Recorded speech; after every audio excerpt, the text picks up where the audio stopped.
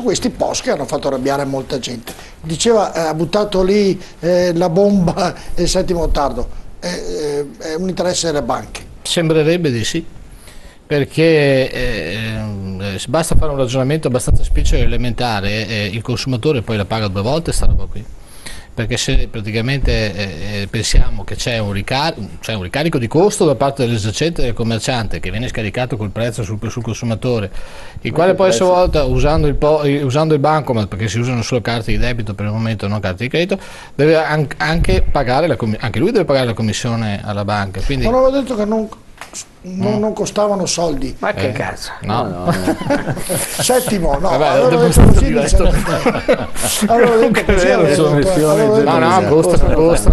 costano come? Perché si fanno dei ragionamenti in termini di media. Facciamo un po' il conto della sera. Quanto costano? Quanto costano? Qualcuno parla di una media di costo di 525 per quanto riguarda le stazioni consumatori. Gli artigiani, i commercianti dicono no, si va sui 1.700 e poi anche di più. All'anno. Ecco. Poi c'è il Bortolussi, la CGA dice, parla di 5 miliardi all'anno in più di spese. Quello che è sicuro è che costano, che c'è ancora tanta. Ecco, questo ho notato facendo un piccolo sondaggio, no? Ho visto che c'è ancora molta confusione anche da parte delle banche, non c'è molta sicurezza sulle tariffe da applicare. C'è qualcuno che si sbilancia, qualcun altro che non si sbilancia, hanno molta paura, diciamo, gli istituti di credito ad uscire allo scoperto con i veri costi poi effettivi.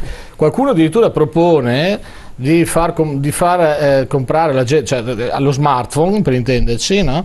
E poi far pagare una tariffa fissa minima di 5 euro al mese. Se non prendi lo smartphone, no? Che è quel sistema nuovo per fare questa cosa al posto della macchinetta del POS, ecco che allora il costo sale immediatamente dai 5 fissi mensili ai 15 mensili, cioè andiamo al triplo. Insomma, qui bisogna un po' aggiustare questa situazione perché è un po' in difficoltà. Ma chi fa questa e chi idea questa cosa avrà pure valutato i pro e i contro. È stata un'operazione, torno a ripetere come diceva Sergio, esclusivamente a favore delle banche, non a favore del cittadino, come di consueto si salvano sempre le banche e non. Qui si è parlato anche di cercare di individuare operazioni fini antiriciclaggio, fini antievasione, tutte queste belle cose qua, però insomma il controllo già dei conti correnti bancari da parte del Ministero delle Finanze c'è. Questa è una misura insomma che sì, può aiutare, ma fino a un certo punto. Quello che risulta vero è che, come diceva prima Settimo Gottardo giustamente, è un bel regalo alle banche, di questo ne siamo estremamente certi, però purtroppo ecco, questo bel regalo alle banche costa parecchio, perché basta che prendiamo un dato, non so, il tabacchino che va alla rivendita delle sigarette o comunque dei bolli auto che ha una ricarica bassissima dello 0,40%.